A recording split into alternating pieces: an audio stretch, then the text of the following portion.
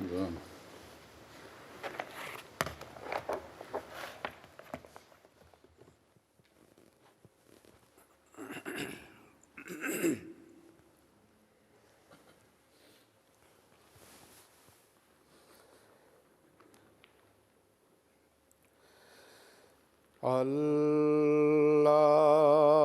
اللہ اکبر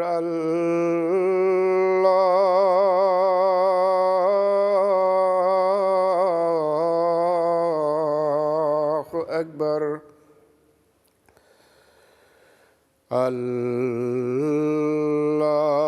اللہ اکبر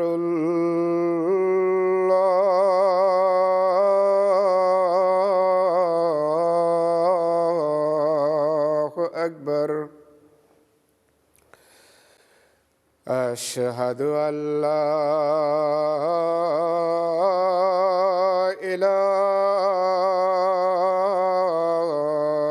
الہ الا اللہ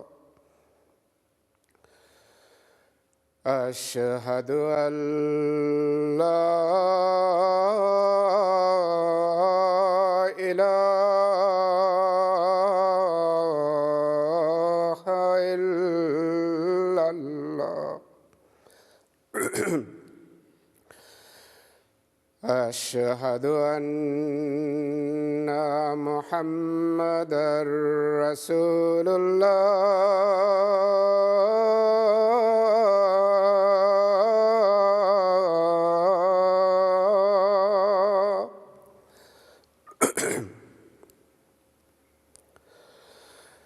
اشہد ان محمدا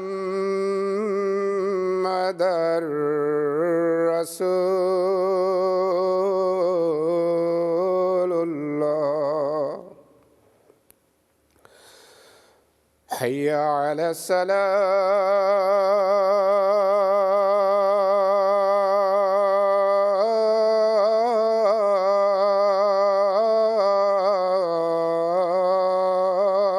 الصلاۃ حی علی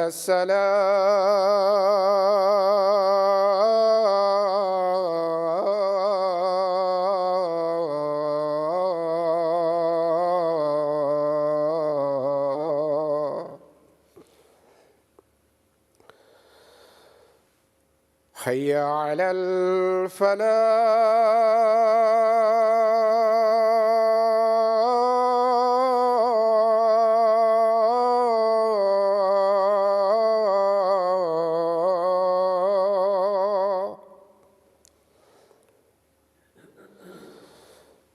حی علی الفلاح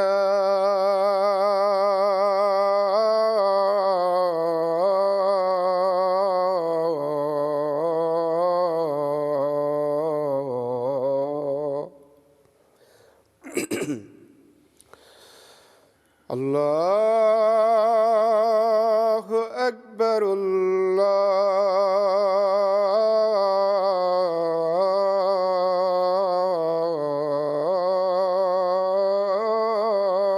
اکبر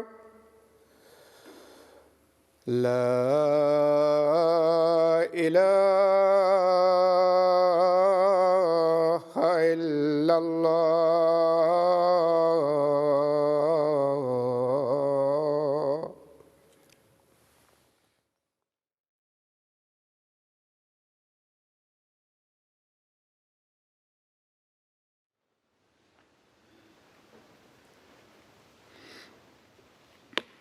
السلام علیکم ورحمۃ اللہ.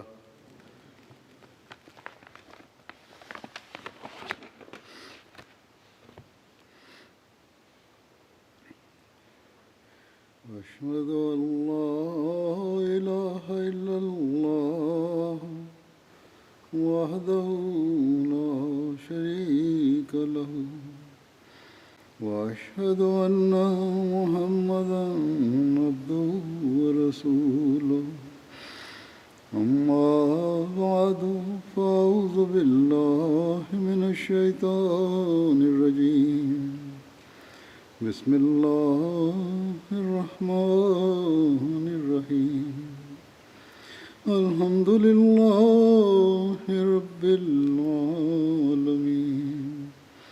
الرحمن الرحيم مالك يوم الدين إياك نعبد وإياك نستعين اهدنا الصراط المستقيم صراط الذين أنعمت عليهم غير المغضوب عليهم ولا الضالين.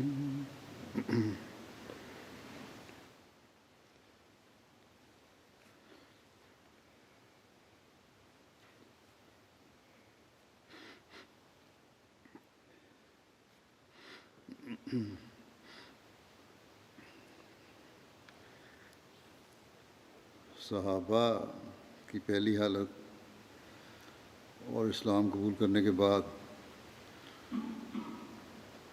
انقلاب جو ان کی حالتوں میں آیا اس کا ذکر کرتے ہوئے حضرت مسلم موعود رضی اللہ عنہ نے ایک مثال حضرت عمر کی بھی دی ہے. یہ مثال کو میں پہلے ذکر کر چکا ہوں لیکن یہاں اس حوالے سے بیان کر دیتا ہوں. آپ نے لکھا، فرمایا دیکھو صحابی کس طرح رسول کریم صلی اللہ علیہ وسلم کے صحابہ بنے اور کس طرح انہوں نے بڑے بڑے درجے حاصل کیے. اسی طرح کہ کوشش کی ورنہ یہ وہی لوگ تھے جو رسول کریم صلی اللہ علیہ وسلم کے جانی دشمن تھے اور آپ کو گالیاں دیتے تھے. حضرت عمر رضی اللہ عنہ جو حضرت صلی اللہ علیہ وسلم کے بعد دوسرے خلیفہ ہوئے، ابتدا میں حضرت صلی اللہ علیہ وسلم کے ایسے سخت دشمن تھے کہ آپ کو قتل کرنے کے لیے گھر سے نکلے تھے. راستے میں ایک شخص ملا جس نے پوچھا کہاں جا رہے ہو؟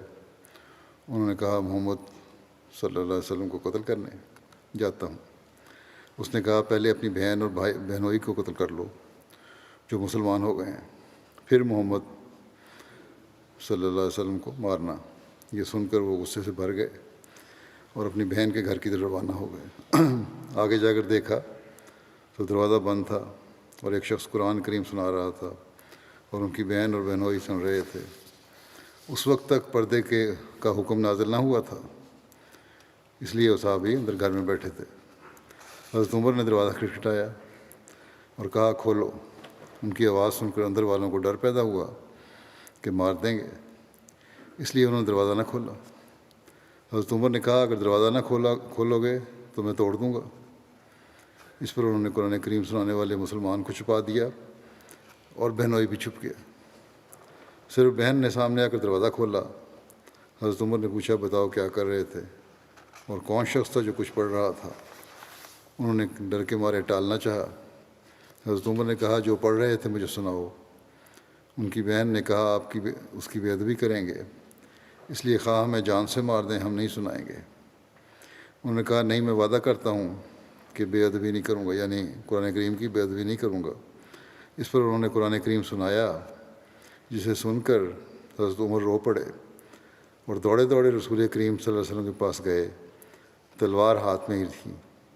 رسول کریم صلی اللہ علیہ وسلم نے انہیں دیکھ کر کہا عمر یہ کیا بات کب تک رہے گی؟ یہ سن کر وہ رو پڑے اور کہا میں نکلا تو آپ کے مارنے کے لیے تھا لیکن خود شکار ہو گیا ہوں. تو یہ خلاصہ ہے اس ساری لمبے واقعہ کا جو پہلے بیان ہو چکا ہے. مسلموں فرماتے ہیں تو پہلے یہ حالت تھی جسے انہوں نے ترقی کی. پھر یہی صحابہ تھے جو پہلے شراب پیا کرتے تھے، آپس میں لڑا کرتے تھے، اور صحابہ کا بھی ذکر ہے، اور کئی قسم کی کمزوریاں ان میں پائی جاتی تھیں. لیکن جب انہوں نے حضرت صلی اللہ علیہ وسلم کو قبول کیا اور دین کے لیے ہمت اور کوشش سے کام لیا تو نہ صرف خود ہی اعلیٰ درجے پر پہنچ گئے بلکہ دوسروں کو بھی اعلیٰ مقام پر پہنچانے کا باعث ہو گئے. وہ پیدا ہی صحابی نہیں ہوئے تھے، بلکہ اسی طرح کے تھے جس طرح کے اور تھے، مگر انہوں نے عمل کیا اور ہمت دکھائی تو صحابی ہو گئے۔ آج بھی اگر ہم ایسا ہی کریں تو صحابی بن سکتے ہیں۔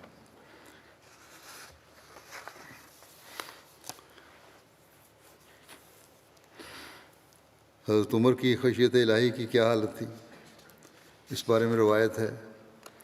حضرت عمر فرماتے ہیں کہ اگر دریائے فرات کے کنارے کوئی بکری بھی ضائع ہو کر مر گئی تو مجھے ڈر ہے کہ اللہ تعالیٰ مجھ سے قیامت کے دن اس کے بارے میں سوال کرے گا۔ ایک روایت میں اس طرح بیان ہوا ہے کہ حضرت عمر نے فرمایا کہ اگر دریائے فرات کے کنارے کوئی اونٹ بھی ضائع ہو کر مر گیا تو مجھے ڈر ہے کہ اللہ تعالیٰ مجھ سے اس کے بارے میں سوال کرے گا۔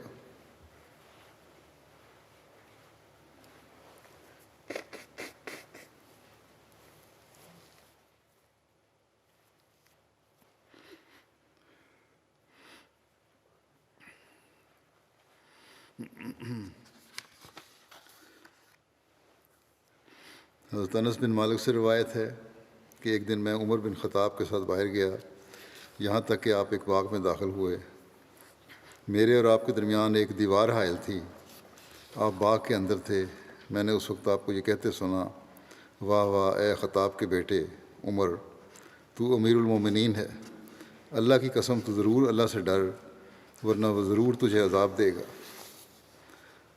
حضرت عمر کی انگوٹھی پر یہ جملہ کندہ تھا کہ کفا بالموت واعظاً یا عمر، کہ اے عمر، واعظ ہونے کے لحاظ سے موت کافی ہے۔ یعنی اگر انسان موت کو یاد رکھے تو وہی نصیحت کرنے والی ایک چیز ہے، اور اپنی حالت کو ٹھیک رکھنے کے لیے یہی چیز کافی ہے۔ عبداللہ بن شداد کہتے تھے کہ میں نے حضرت عمر کی ہچکیاں سنی اور میں آخری صف میں تھا۔ آپ یہ تلاوت کر رہے تھے، انما اشکو بسی و حزنی الی اللہ، یعنی میں تو اپنے رنج و الم کی صرف اللہ کے حضور فریاد کرتا ہوں۔ اس روایت کو ایک خطبے میں حضرت مسیح رابع نے بیان فرمایا تھا، اور اس کی تفصیل کچھ اپنے الفاظ میں بھی اس طرح بیان کی تھی کہ حضرت عبداللہ بن شداد کہتے ہیں کہ حضرت عمر ایک دفعہ نماز پڑھا رہے تھے اور میں آخری صف میں تھا، لیکن حضرت عمر کی گریہ وزاری کی آواز سن رہا تھا۔ وہ یہ تلاوت کر رہے تھے، انما اشکو بسی و حسنی الی اللہ، کہ میں تو اپنے اللہ ہی کے سامنے اپنے سارے دکھ رویا کروں گا، کسی اور کے سامنے مجھے ضرورت نہیں ہے۔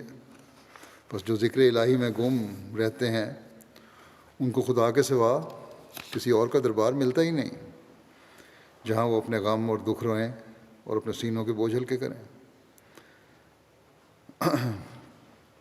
یہ روایت کرنے والے کہتے ہیں کہ پچھلی صف میں تھا، وہاں تک مجھے حضرت عمر کے سینے کے گڑ گڑانے کی آواز آ رہی تھی۔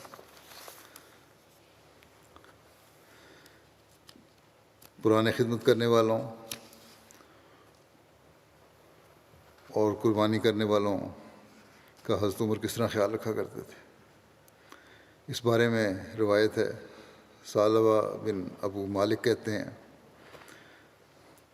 کہ حضرت عمر بن خطاب رضی اللہ عنہ نے اہل مدینہ کی عورتوں میں سے بعض کو اوڑھنیاں تقسیم کیں۔ کوئی اچھی قسم کی اوڑھنیاں آئی تھیں، ان میں سے ایک اچھی اوڑھنی بچ گئی۔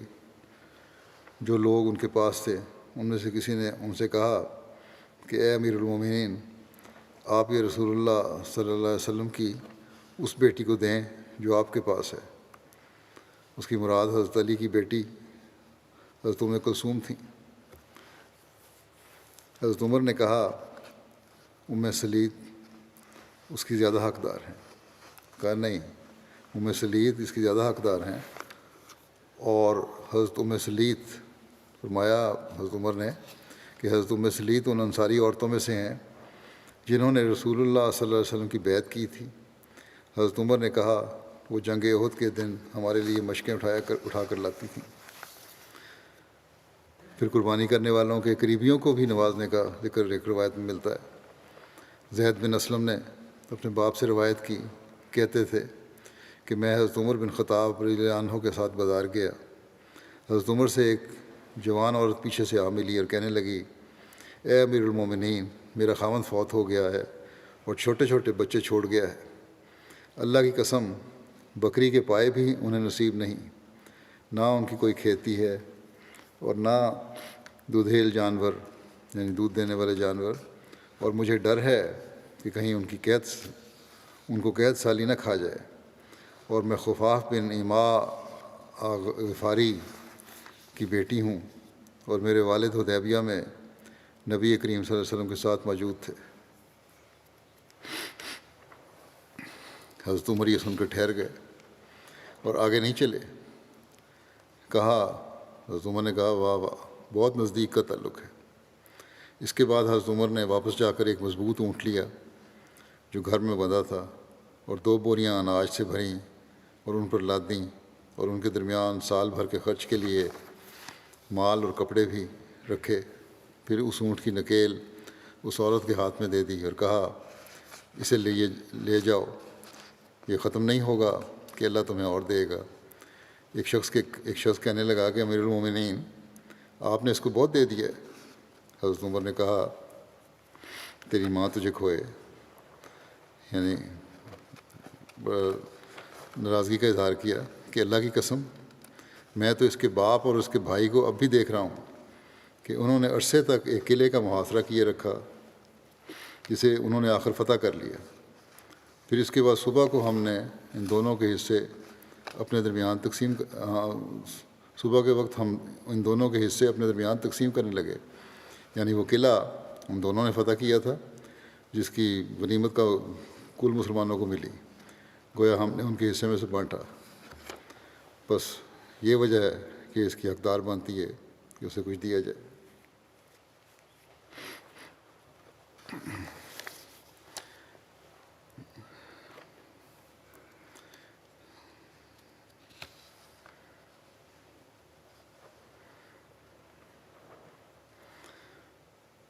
بوڑھی اور معذور اور ضرورت مند عورتوں اور لوگوں کا کس طرح خیال رکھا کرتے تھے، اس بارے میں روایت ہے۔ حضرت اللہ کہتے ہیں کہ ایک دفعہ حضرت عمر رات کی تاریکی میں گھر سے نکلے تو حضرت اللہ نے دیکھ لیا۔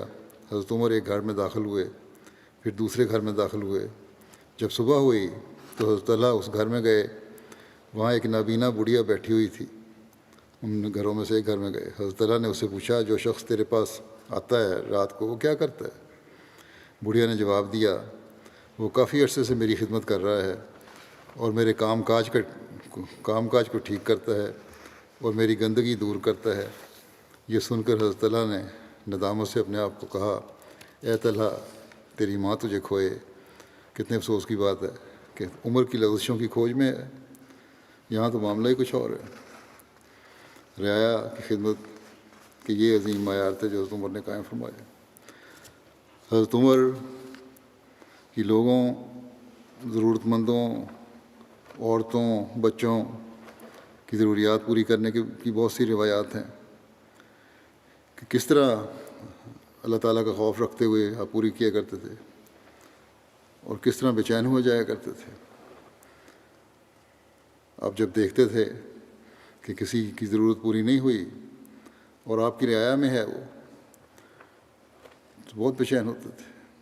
بعض مثالیں میں گزشتہ ہفتوں کے جمعوں میں مختلف حوالوں سے پیش کر چکا ہوں۔ مثلاً کس طرح ایک موقع پر آپ نے جب رات کو ایک عورت سے اس کے بچے کی رونے کی وجہ پوچھی تو اس نے کہا کہ کیونکہ عمر نے دودھ پیتے بچوں کا راشن مقرر نہیں کیا، اس لیے میں بچے کو غذا کھانے کی عادت ڈالنے کے لیے دودھ نہیں دے رہی اور یہ بھوک سے رو رہا ہے۔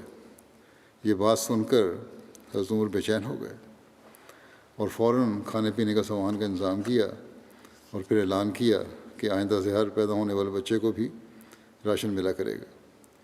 اسی طرح ایک موقع پر ایک مسافر خاتون جس کے پاس کھانے کا کچھ نہیں تھا اور رات کو اسے ڈیرا ڈالنا پڑا اور بچے بھوک سے رو رہے تھے، آپ کو جب رات کو اس کا علم ہوا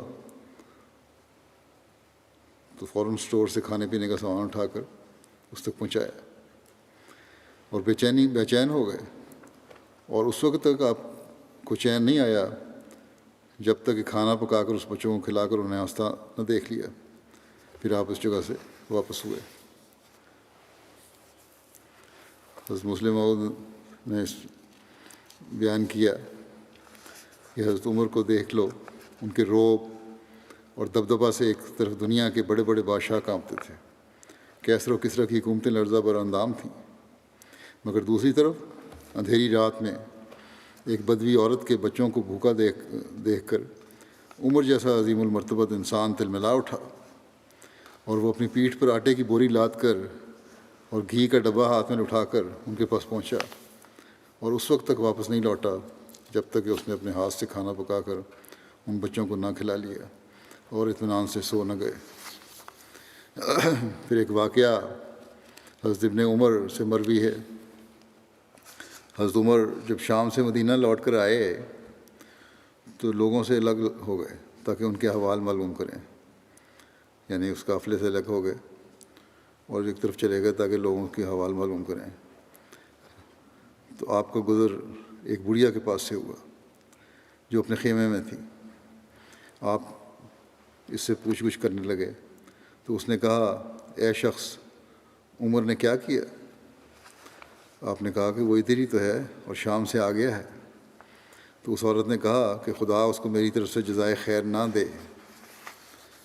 آپ نے فرمایا، تجھ پر افسوس ہے؟ کیوں؟ یعنی تم ایسا کیوں کہتی ہو؟ اس نے کہا کہ جب سے وہ خلیفہ ہوا ہے آج تک مجھے اس کا کوئی عطیہ نہیں ملا، نہ کوئی دینار اور نہ درہم۔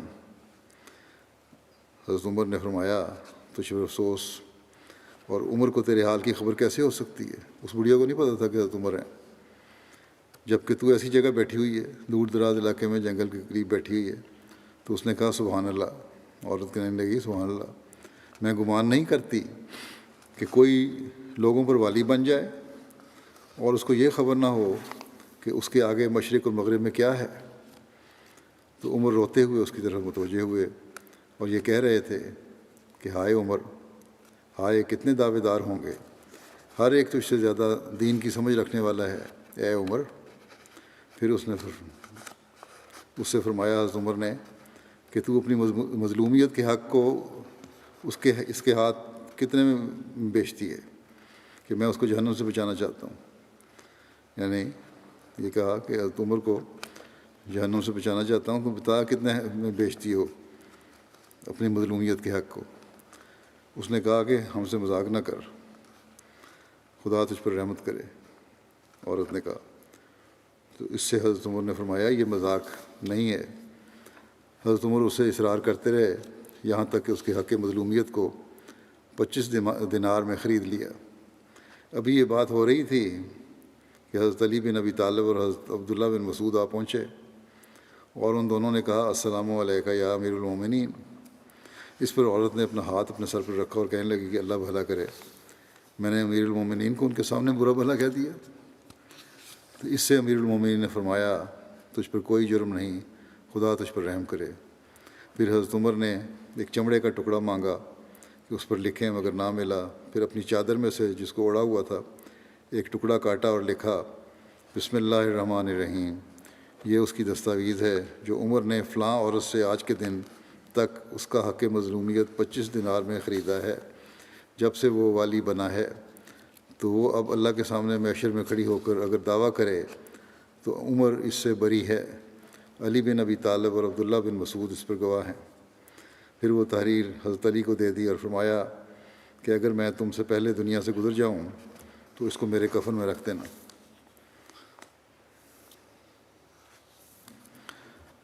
اولاد کا رشتہ دیکھنے کے لیے لوگ کیا معیار رکھتے ہیں، آج کل بھی ہم دیکھتے ہیں بڑے بڑے اونچے معیار ہوتے ہیں۔ حضرت عمر کا کیا معیار تھا، اس بارے میں ایک روایت ہے، حضرت اسلم سے مروی ہے، جو حضرت عمر کے آزاد کردہ تھے، کہ بعض راتوں میں سے ایک رات میں نے امیر المومنین کے ساتھ مدینہ کی اطراف میں پھر رہا تھا۔ آپ نے ایک گھڑی کے لیے یعنی کچھ وقت کے لیے استراحت کی غرض سے ایک دیوار کی جانب سہارا لیا۔ آپ نے سنا کہ ایک بڑھیا گھر کی دیوار تھی، اس کے سارے بیٹھ گئے۔ تو گھر کے اندر بڑھیا اپنی بیٹی سے کہہ رہی تھی کہ اٹھ اور دودھ میں پانی ملا دے۔ لڑکی نے کہا، آپ نے نہیں جانتی کہ امیر المومنین کے منادی نے یہ اعلان کر دیا ہے کہ دودھ میں پانی نہ ملایا جائے۔ ماں نے کہا نہ اس وقت امیر المومنین موجود ہے اور نہ اس کا منادی۔ لڑکی نے کہا کہ خدا کی قسم یہ بات تو ہمارے لیے مناسب نہیں ہے کہ سامنے تو ہم ان کی اطاعت کریں اور خلوت میں نافرمانی کرنے لگیں۔ حضرت عمر یہ سن کر بہت خوش ہوئے اور فرمایا اے اسلم، اپنے ساتھی سے فرمایا کہ اس مکان پر نشان لگا دو، اس کے دروازے پہ ایک نشان لگا دو۔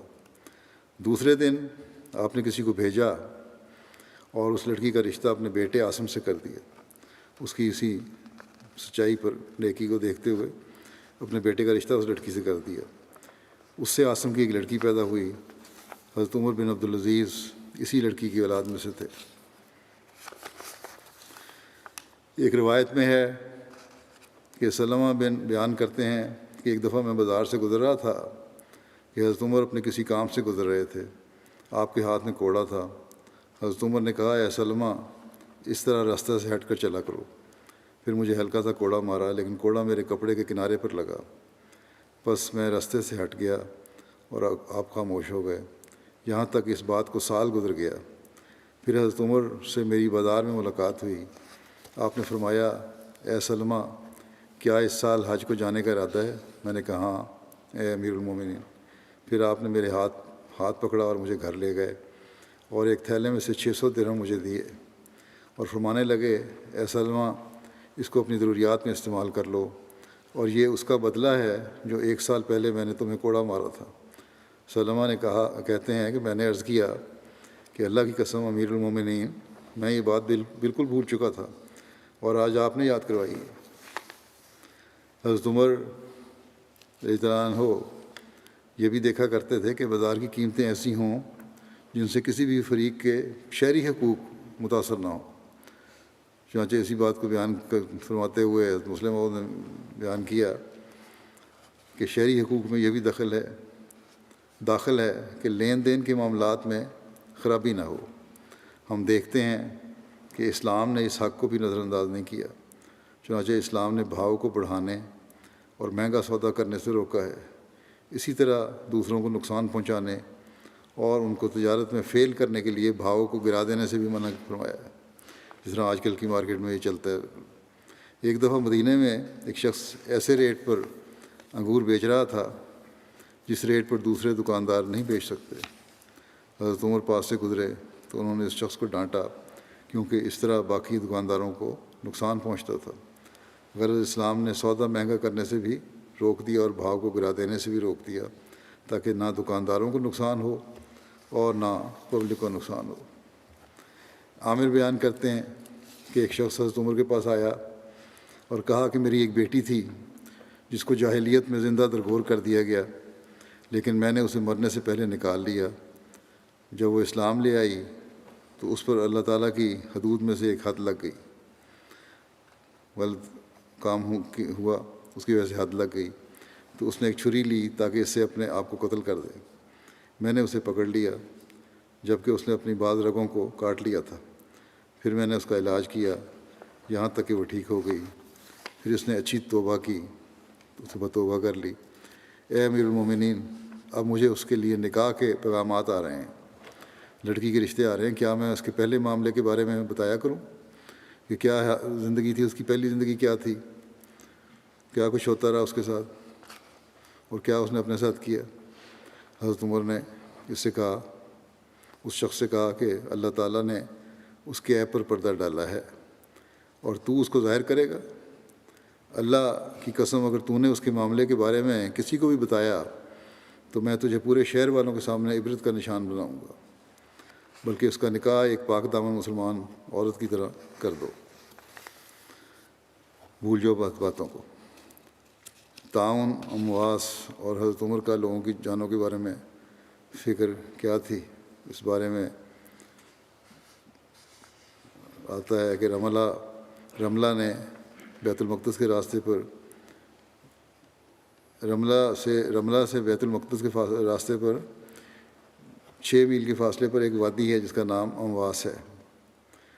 کتب تاریخ میں لکھا ہے کہ یہاں سے مرض طاعون کا آغاز ہوا اور ارض شام میں پھیل گیا، اس لیے اسے طاعون امواس کہا جاتا ہے۔ اس مرض سے شام میں لاتعداد اموات ہوئیں بعض کے نزدیک اس سے 25,000 کے قریب اموات ہوئیں۔ 17 ہجری کو حضرت عمر مدینہ سے شام کے لیے روانہ ہوئے اور سرخ مقام پر پہنچ کر سپہ سالارہ نے لشکر سے ملاقات کی۔ سرخ بھی شام اور حجاز کے سرحدی علاقے میں وادی تبوک کی ایک بستی کا نام ہے، اور آپ کو اس بات کی اطلاع دی گئی کہ اس زمین امواس میں بیماری پھیلی ہوئی ہے، تو آپ مشورے کے بعد واپس لوٹ آئے۔ اس کی تفصیل صحیح بخاری کی ایک روایت میں یوں مذکور ہے۔ حضرت عبداللہ بن عباس بیان کرتے ہیں، یہ پہلے بھی ایک تو ہے، کچھ واقعہ اس کا بیان ہو چکا ہے ایک اور حوالے سے۔ جب حضرت عمر سرخ مقام پر پہنچے تو آپ کی ملاقات فوجوں کے عمراء حضرت ابو عبیدہ اور ان کے ساتھیوں سے ہوئی۔ ان لوگوں نے حضرت عمر کو بتایا کہ شام کے ملک میں طاعون کی وبا پھوٹ پڑی ہے۔ حضرت عمر نے اپنے پاس مشورے کے لیے اولین مہاجرین کو بلایا۔ حضرت عمر نے ان سے مشورہ کیا، مگر مہاجرین میں اختلاف رائے ہو گئی۔ بعض کا کہنا تھا کہ یہاں سے پیچھے نہیں ہٹنا چاہیے، جبکہ بعض نے کہا کہ اس لشکر میں رسول اللہ صلی اللہ علیہ وسلم کے صحابہ کرام شامل ہیں اور ان کو اس وبا میں ڈالنا مناسب نہیں۔ حضرت عمر نے مہاجرین کو بھجوا دیا اور انصار کو بلایا، ان سے مشورہ لیا گیا، مگر انصار کی رائے میں بھی مہاجرین کی طرح اختلاف ہو گیا۔ حضرت عمر نے انصار کو بھجوایا اور پھر فرمایا قریش کے بوڑھے لوگوں کو بلاؤ جو فتح مکہ کے وقت اسلام قبول کر کے مدینہ آئے تھے۔ ان کو بلایا گیا۔ انہوں نے یک زبان ہو کر مشورہ دیا کہ ان لوگوں کے ساتھ لے کر واپس لوٹ چلیں اور وبائی علاقے میں لوگوں کو نہ لے کر جائیں۔ حضرت عمر نے لوگوں میں واپسی کا اعلان کر دیا۔ حضرت ابو عبیدہ نے اس موقع پر سوال کیا، کیا اللہ کی تقدیر سے فرار ممکن ہے؟ حضرت عمر نے حضرت ابو عبیدہ سے فرمایا، اے ابو عبیدہ، کاش تمہارے علاوہ کسی اور نے یہ بات کہی ہوتی۔ ہاں، ہم اللہ کی تقدیر سے فرار ہوتے ہوئے اللہ ہی کی تقدیر کی طرف جاتے ہیں۔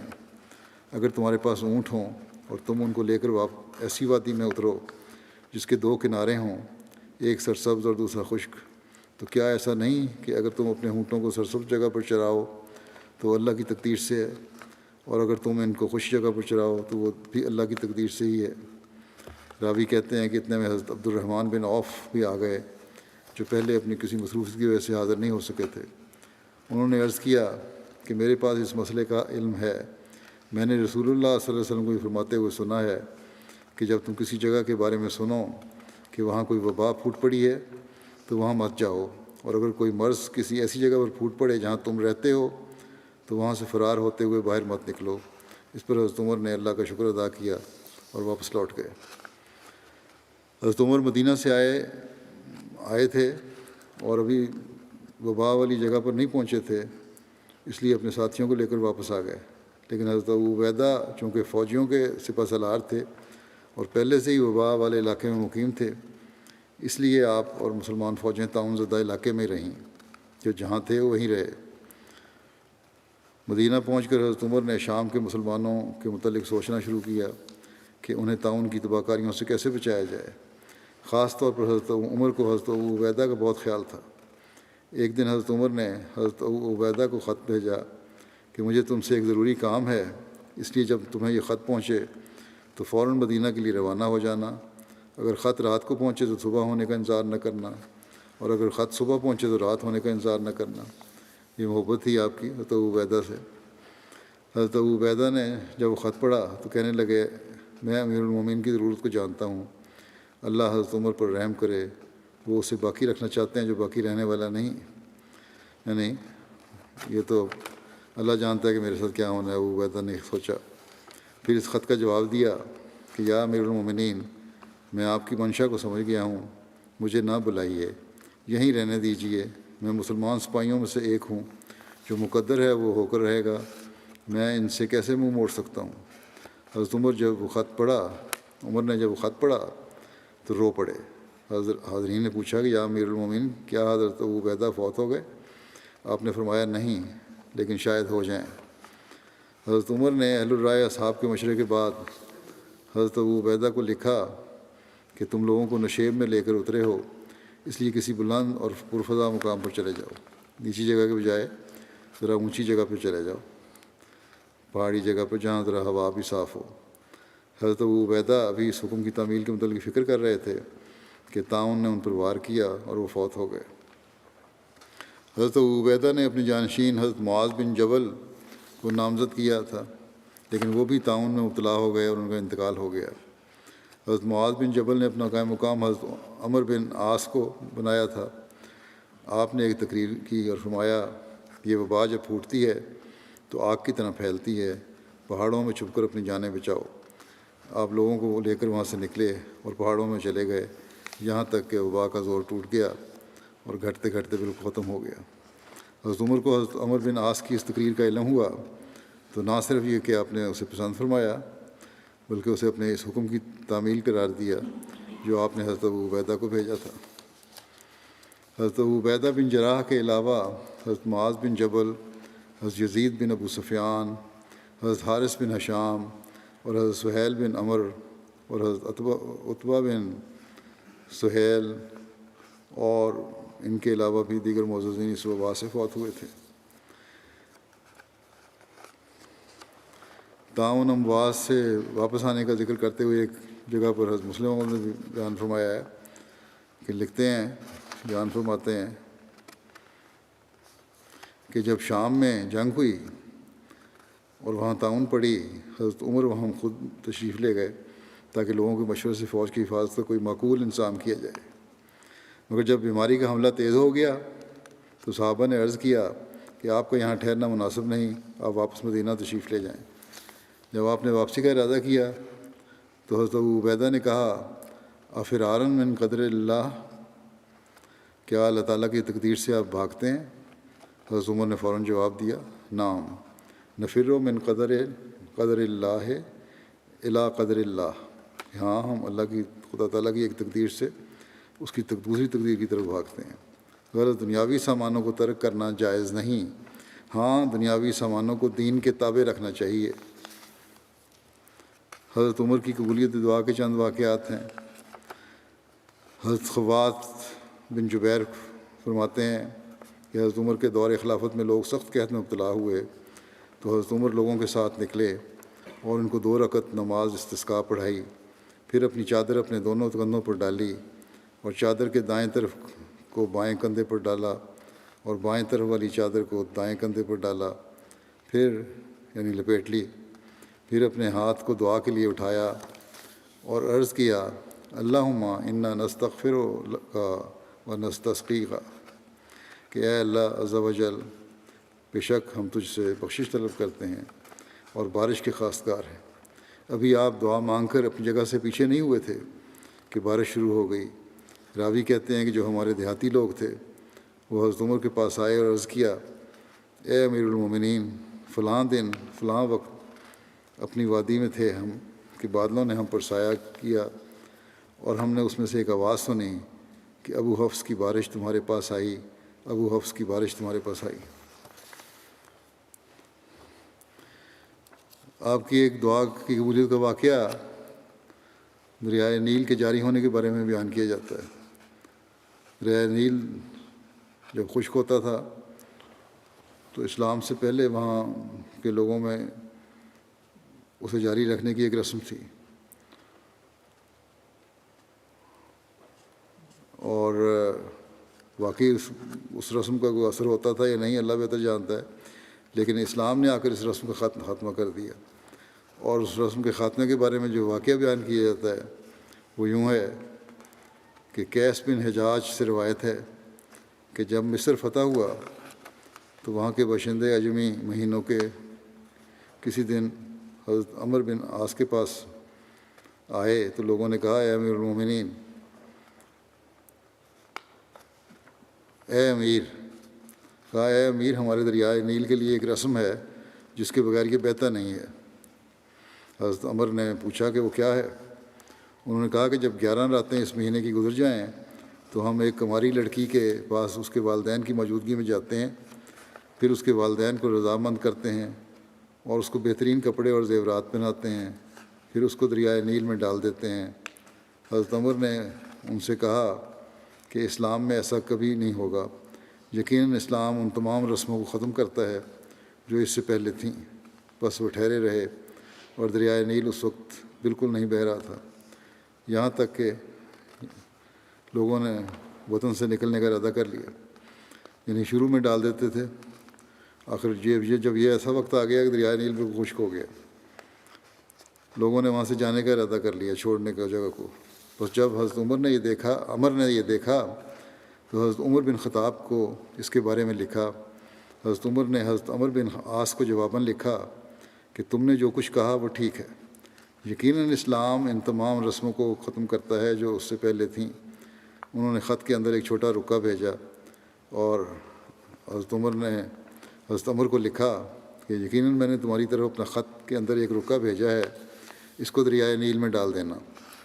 جب حضرت عمر کا خط حضرت عمر بن عاص کو پہنچا تو انہوں نے وہ رکا نکالا اور اس کو کھولا تو اس میں لکھا تھا، اللہ کے بندے عمر بن خطاب امیر المومنین کی طرف سے مصر کے دریائے نیل کی طرف، اما بعد اگر تو خود سے بہہ رہا ہے تو نہ بہہ، لیکن اگر اللہ تعالیٰ تجھے چلا رہا ہے تو میں اللہ واحد و قہار سے دعا کرتا ہوں کہ وہ تجھے چلائے۔ پس حضرت عمر نے وہ رکا صلیب کے تہوار سے ایک دن پہلے دریائے نیل میں ڈال دیا۔ جب صبح ہوئی تو اللہ تعالیٰ نے ایک ہی رات میں 16 ہاتھ زیادہ پانی دریائے نیل میں جاری کر دیا۔ پھر اللہ تعالیٰ نے اہل مصر کی اس رسم کا خاتمہ کر دیا۔ اکثر تاریخی کتب میں تو اس واقعے کی تصدیق لکھی ہے، لیکن حضرت عمر کے ایک سیرت نگار محمد حسین ہیکل نے اس کی تردید کی ہے کہ کوئی رسم ایسی نہیں تھی۔ بہرحال یہ ایک واقعہ ہے۔ پھر حضرت ساریہ کا جنگ میں حضرت عمر کی آواز سننے کا واقعہ ہے، پہلے بھی ہو چکا ہے، یہاں بھی بیان کر دیتا ہوں اس حوالے سے، قبولیت دعا کے حوالے سے، اور اللہ تعالیٰ کا جو ہے خاص سلوک تھا۔ تاریخ طبری میں ہے کہ حضرت عمر نے حضرت ساریہ بن زنیم کو فساد اور دارا بجرد کے علاقے فسا اور دارا بجرد کے علاقے کی طرف روانہ کیا۔ انہوں نے وہاں پہنچ کر لوگوں کا محاصرہ کر لیا۔ اس پر انہوں نے اپنے حمایتی لوگوں کو اپنی مدد کے لیے بلایا تو وہ لوگ مسلمان لشکر کے مقابلے کے لیے صحرا میں اکٹھے ہو گئے، اور جب ان کی تعداد زیادہ ہو گئی تو انہوں نے ہر طرف سے مسلمانوں کو گھیر لیا۔ حضرت عمر جمعہ کے دن خطاب دے رہے تھے کہ آپ نے فرمایا، یا ساریہ بن زنیم الجبل الجبل، یعنی اے ساریہ بن زنیم پہاڑ پہاڑ۔ مسلمان لشکر جس جگہ مقیم تھا اس کے قریب ہی ایک پہاڑ تھا، اگر وہ اس کی پناہ لیتے تو دشمن صرف ایک طرف سے حملہ آور ہو سکتا تھا۔ بس انہوں نے پہاڑ کی جانب پناہ لے لی۔ اس کے بعد انہوں نے جنگ کی اور دشمن کو شکست دی اور بہت سا مال غنیمت حاصل کیا۔ حضرت مسیح علیہ السلام نے بھی اس واقعے کو بیان فرما کر فرمایا ہے کہ صحابہ سے ایسے خوارق کثرت سے ثابت ہیں۔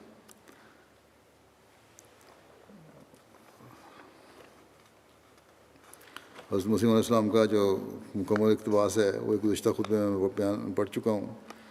بس دریائے نیل کے جاری کرنے والے واقعے کو بھی ہم دیکھیں تو بعید نہیں کہ وہ بھی صحیح واقعہ ہی ہو، جس کو بعض تاریخ دان صحیح نہیں مانتے۔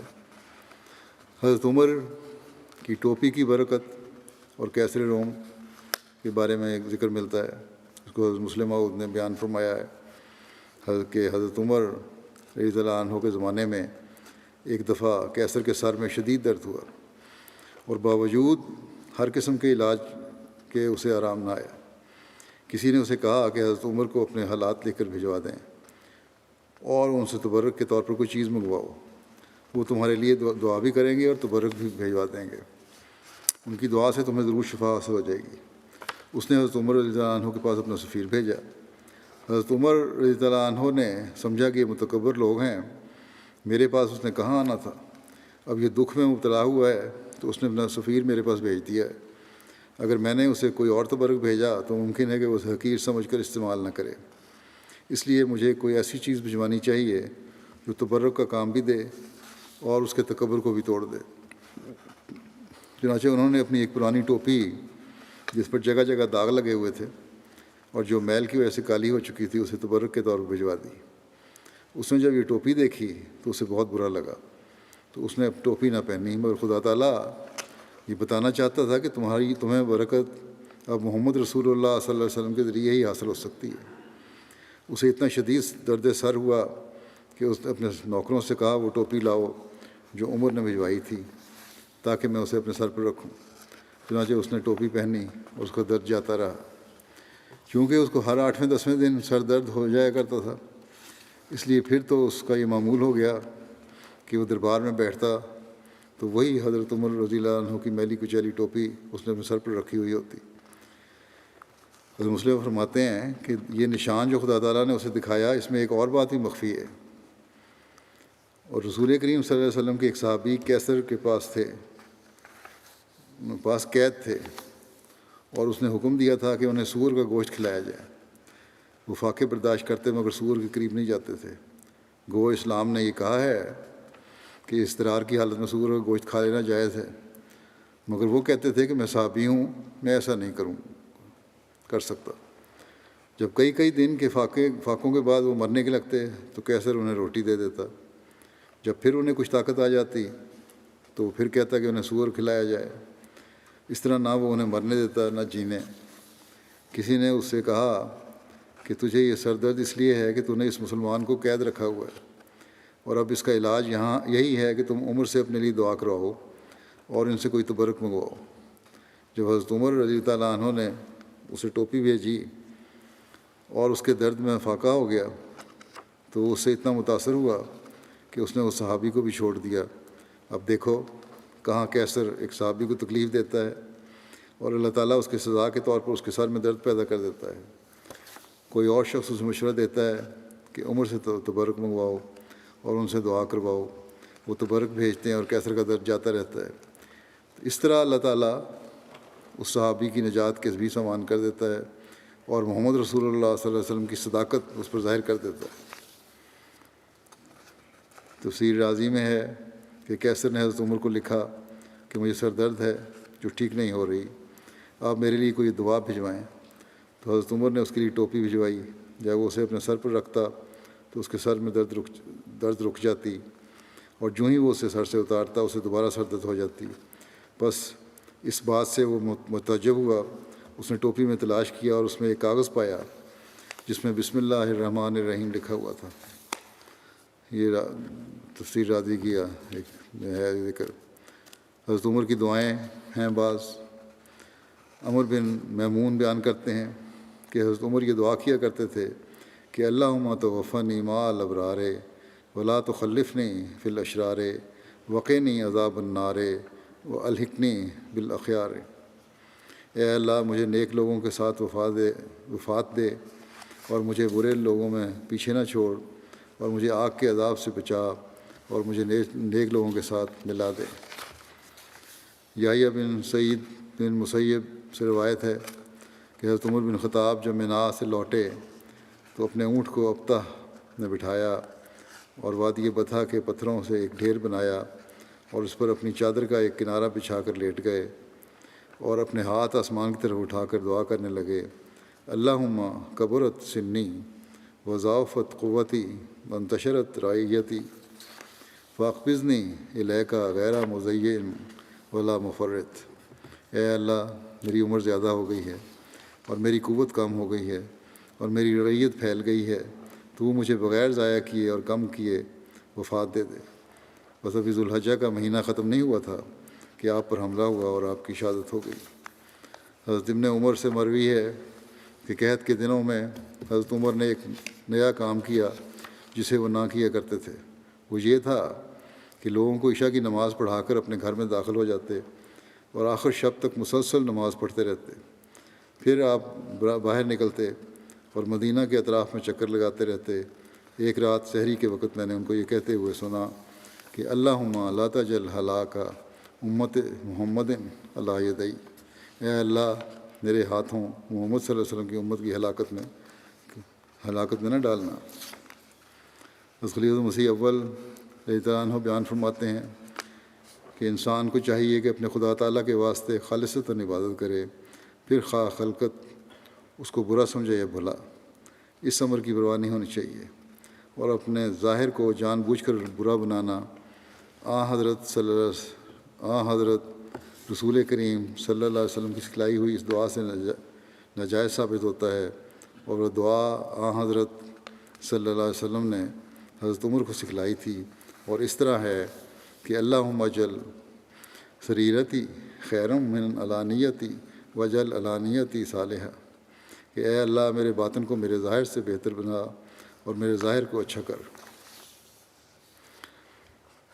حضرت عمر کا مسجد نبوی اور نماز کی آداب کا خیال رکھنا، اس بارے میں روایت ہے، حضرت صاحب بن یزید سے روایت ہے، وہ کہتے تھے کہ میں مسجد میں کھڑا تھا کہ ایک شخص نے مجھے کنکر ماری، میں نے اس کی طرف نظر اٹھا کر دیکھا تو کیا دیکھتا ہوں کہ حضرت عمر بن خطاب ہیں۔ انہوں نے کہا جاؤ ان دونوں کو میرے پاس لے آؤ۔ دو شخص تھے جو اونچی اونچی باتیں کر رہے تھے، میں ان دونوں کو لے آیا۔ حضرت عمر نے کہا تم دونوں کون ہو، یا کہا تم کہاں سے ہو؟ انہوں نے کہا کہ ہم طائف کے باشندوں میں سے ہیں۔ اس پر حضرت عمر نے کہا کہ اگر تم اس شہر کے باشندے ہوتے تو میں تمہیں سزا دیتا، رسول اللہ صلی اللہ علیہ وسلم کی مسجد میں تم اپنی آوازیں بلند کرتے ہو۔ حضرت ابن عمر رضی اللہ عنہ فرماتے ہیں حضرت عمر کا طریقہ یہ تھا کہ جب تک صفیں برابر نہیں ہوتی تھیں اس وقت تک اللہ اکبر نہیں کہتے تھے، بلکہ صفیں سیدھی کروانے کے لیے ایک شخص مقرر فرمایا ہوا تھا۔ ابو عثمان نہدی نے کہا کہ میں نے حضرت عمر کو دیکھا کہ جب نماز کے لیے اقامت ہوتی تو قبلے کی طرف پیٹھ کر کے، یعنی لوگوں کی طرف منہ کر کے فرماتے اے فلاں آگے ہو جاؤ اور اے فلاں پیچھے ہو جاؤ، یعنی صفیں سیدھی کر رہے ہوتے تھے۔ تم اپنی صفوں کو سیدھی رکھو، جب صفیں سیدھی ہو جاتی ہیں تو پھر آپ قبلہ کی طرف منہ کر کے اللہ اکبر کہتے۔ حضرت عمر کی مالی قربانی اور اللہ تعالیٰ کی راہ میں خرچ کرنے کے بارے میں ایک روایت ہے، اور بھی بہت ساری روایتیں ہیں۔ حضرت ابن عمر بیان کرتے ہیں کہ حضرت عمر بن خطاب نے خیبر میں کچھ زمین حاصل کی اور وہ نبی صلی اللہ علیہ وسلم کے پاس اس کے متعلق مشورہ کرنے آئے۔ انہوں نے کہا یا رسول اللہ، میں نے خیبر میں زمین حاصل کی ہے، میرے نزدیک اس سے بہتر مجھے کبھی کوئی جائیداد نہیں ملی، آپ مجھے اس کے بارے میں کیا مشورہ دیتے ہیں؟ آپ نے فرمایا اگر تم چاہو تو اصل زمین وقف کر دو اور اس کی آمدنی غرباء پر خرچ کرو۔ نافع کہتے تھے کہ پھر حضرت عمر نے وہ صدقہ میں دے دی، اس شرط پر کہ نہ وہ بیچی جائے اور نہ کسی کو ہبہ کی جائے، نہ وہ رسا میں تقسیم کی جائے، اور انہوں نے وہ زمین محتاجوں اور رشتہ داروں غلاموں کے آزاد کرنے، اللہ کی راہ میں اور مسافروں اور مہمانوں کے لیے وقف کر دی، اور جو زمین کا نگران ہو اس کے لیے کوئی حرج نہیں کہ وہ اس میں سے دستور کے مطابق خود کھائے اور کھلائے، مگر مال کو جمع کرنے والا نہ ہو۔ جب بھی موقع آیا قربانی کرنے میں بڑھنے کی کوشش کی حضرت عمر نے۔ وہ بھی موقع تھا جب حضرت صلی اللہ علیہ وسلم نے مال کی قربانی کی تحریک فرمائی تو اپنا آدھا مال لے کر آ گئے۔ پہلے بھی یہ واقعہ بیان ہو چکا ہے۔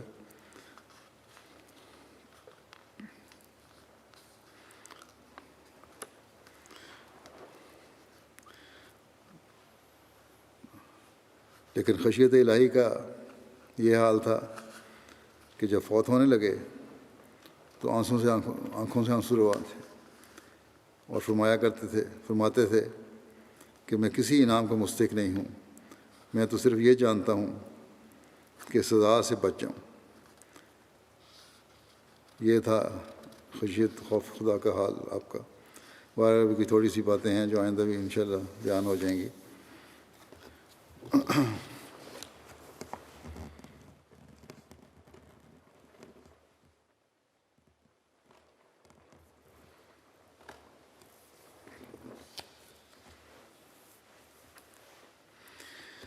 الحمد لله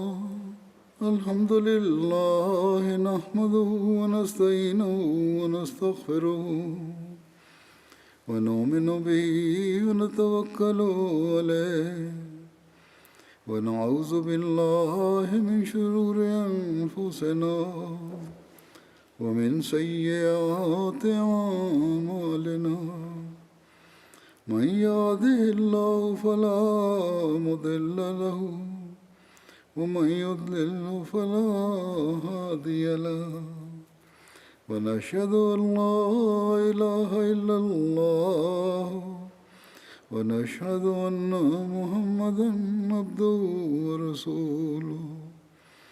عباد الله رحمكم الله، إن الله يأمر بالعدل والإحسان وإيتاء ذي القربى وينهى عن الفحشاء والمنكر والبغي يعظكم لعلكم تذكرون اذكروا الله يذكركم وادعوه يستجب لكم ولذكر الله أكبر